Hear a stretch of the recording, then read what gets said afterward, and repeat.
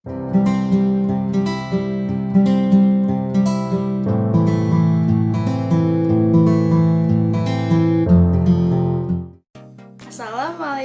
warahmatullahi wabarakatuh.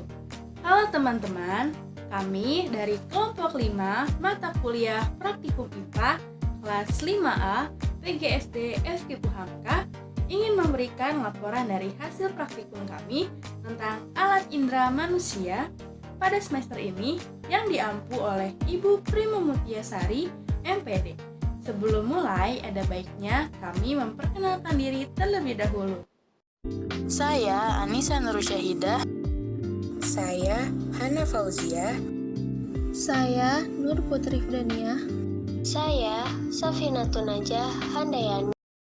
Baiklah, laporan praktikum dari materi ini adalah mengenai alat indera, yaitu penglihatan, pendengaran, pembau, pengecap, dan peraba.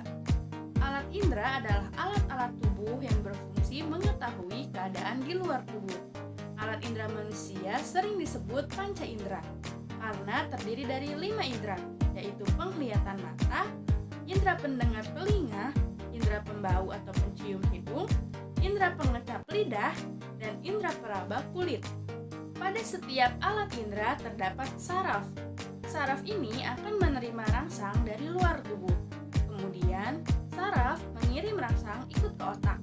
Saat rangsang diterima otak dengan baik, maka kita dapat melihat, mendengar, mencium bau, mengecap, dan meraba. Alat indera harus dirawat dengan baik. Jika alat indera rusak, tubuh kita tidak dapat bekerja dengan baik dan mengakibatkan kita tidak dapat menikmati keadaan sekitar. Indera penglihatan. Tujuan dari praktikum ini yaitu dengan adanya praktikum ini kami dapat mengetahui kemampuan penglihatan masing-masing orang. Pada praktikum kali ini alat yang digunakan adalah penggaris, selotip, kertas karton putih, dan spidol. Pertama, yang kami lakukan adalah menggantung karton yang sudah digambar 2 garis berjarak 1 mm. Kemudian mempraktikkan secara bergantian melihat garis tersebut dan secara perlahan-lahan bergerak menjauh sampai garis tersebut hanya kelihatan 1 garis. Setelah itu membandingkan jarak tersebut dengan jarak teman lainnya. Hasil dari praktikum ini yaitu setelah kami membandingkan hasilnya terdapat perbedaan jarak antara sesama anggota kelompok.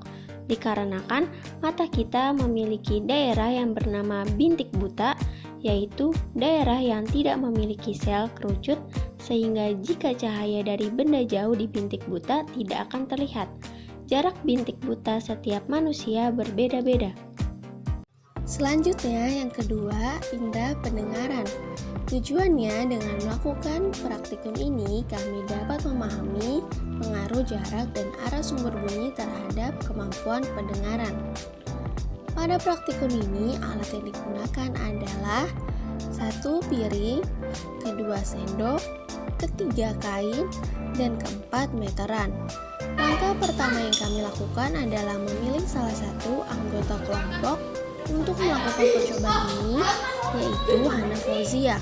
Lalu menutup matanya dengan kain dan dikelilingi dengan 4 orang lainnya dengan jarak 1 meter dengan arah yang berbeda. Kemudian bergantian memukul piring dengan sendok. Teman yang ditutup matanya harus menebak arah datangnya suara. Selanjutnya melakukan kegiatan tersebut dengan jarak yang berbeda-beda, yaitu 1,5 meter dan 2 meter. Pada percobaan ini dapat disimpulkan bahwa jarak dan arah sumber bunyi sangat berpengaruh terhadap kemampuan pendengaran manusia. Semakin jauh sumber bunyinya, maka semakin lemah dan begitu pun sebaliknya. Kita masih dapat mendengar bunyi pada jarak 1 meter, 1,5 meter, dan 2 meter karena bunyi merambat melalui udara. Kuat lemahnya bunyi juga tergantung pada banyaknya sel penerima yang mengirim impuls ke otak. Jarak dan sumber bunyi juga mempengaruhi kemampuan pendengaran manusia. Selanjutnya yang ketiga yaitu indera pembau. Tujuan dengan praktikum ini, kami dapat memahami pengaruh jarak dengan kemampuan pembawaan manusia. Pada praktikum ini, alat yang digunakan adalah penutup mata, meteran, dan minyak wangi.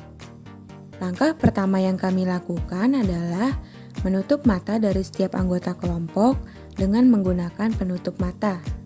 Lalu, menempatkan keempat orang tersebut di samping meteran dengan masing-masing pada jarak 5 meter, 3 meter, 2 meter, dan 1 meter dari botol minyak wangi yang sudah dibuka. Kemudian, setiap 5 menit jika telah mencium bau sesuatu, segera mengacungkan tangan dan mengulanginya lagi dengan menggunakan masker. Pada percobaan ini dapat disimpulkan bahwa indera pembawaan setiap orang berbeda-beda, sehingga setiap orang memiliki kepekaannya masing-masing. Jarak dengan kemampuan pembawaan juga mempengaruhi kepekaan dalam mencium bau. Yang keempat, indera pengecap. Dengan praktikum ini, kami dapat menentukan daerah pengecapan berbagai rasa pada lidah manusia. Pada praktikum ini, alat dan bahan yang digunakan adalah gelas, sendok, larutan jeruk nipis, larutan garam, larutan gula, larutan daun pepaya, cotton bud, dan tisu.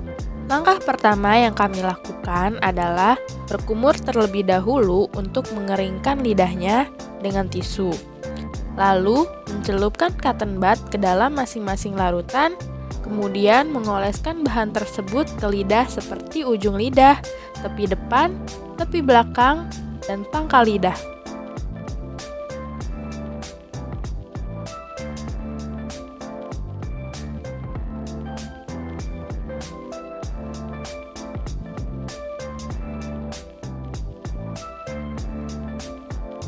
Dari hasil pengamatan disimpulkan bahwa pada bagian lidah tertentu terdapat daerah-daerah yang sangat sensitif terhadap berbagai rasa manis, asin, asam, dan pahit. Indra peraba. Tujuan praktikum ini yaitu dengan adanya praktikum ini kami dapat mengidentifikasi reseptor yang ada di kulit, mengetahui pengaruh suhu terhadap kemampuan reseptor menerima stimulus dan mengetahui kemampuan reseptor membedakan jarak antara dua sentuhan. Indra peraba pada manusia adalah kulit. Di kulit terdapat beberapa organ penginderaan khususnya disebut reseptor. Reseptor merupakan percabangan akhir dendrit dari neuron sensorik. Beberapa reseptor tersusun atas beberapa dendrit dan ada yang mempunyai sel khusus. Tiap reseptor hanya cocok untuk jenis rangsang tertentu saja.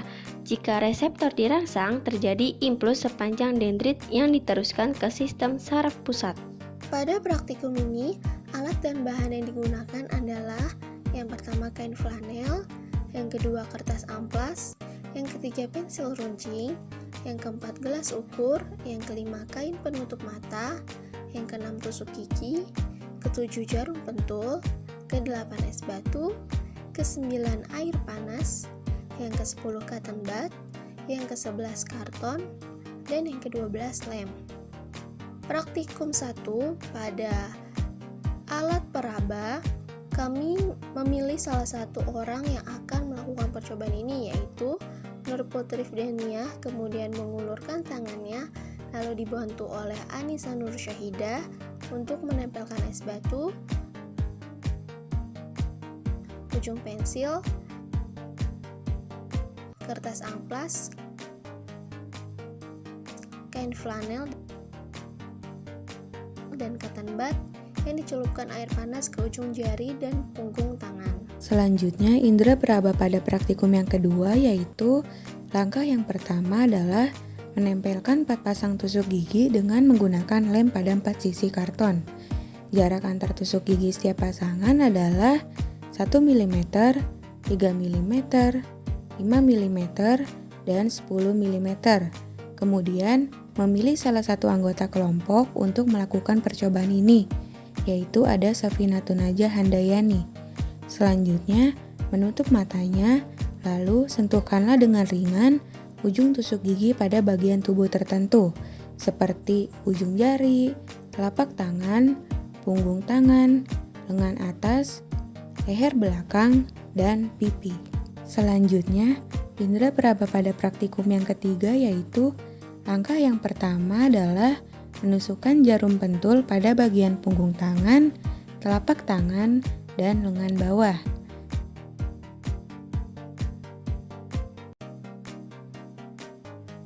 Kemudian, menempelkan es batu ke bagian punggung tangan, lalu tusuk dengan jarum dan ulangi menempelkan es batu pada bagian telapak tangan dan punggung lengan bawah.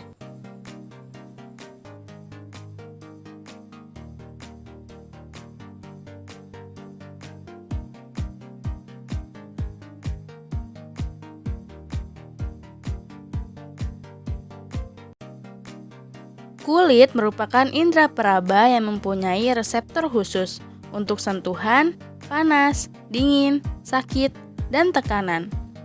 Kulit terdiri dari lapisan luar yang disebut epidermis dan lapisan dalam yang disebut lapisan dermis. Kulit berfungsi sebagai alat pelindung bagian dalam, misalnya otot dan tulang. Sebagai alat peraba dengan dilengkapi bermacam reseptor yang peka terhadap berbagai rangsangan.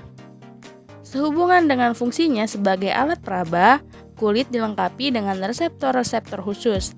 Reseptor untuk rasa sakit, ujungnya menjorok masuk ke daerah epidermis. Reseptor untuk tekanan, ujungnya berada di dermis yang jauh dari epidermis. Reseptor untuk kerangsang sentuhan dan panas, ujung reseptornya terdiri di dekat epidermis. Sekian laporan dari kami tentang alat indera, semoga bermanfaat dan kurang lebihnya mohon maaf. Wassalamualaikum warahmatullahi wabarakatuh.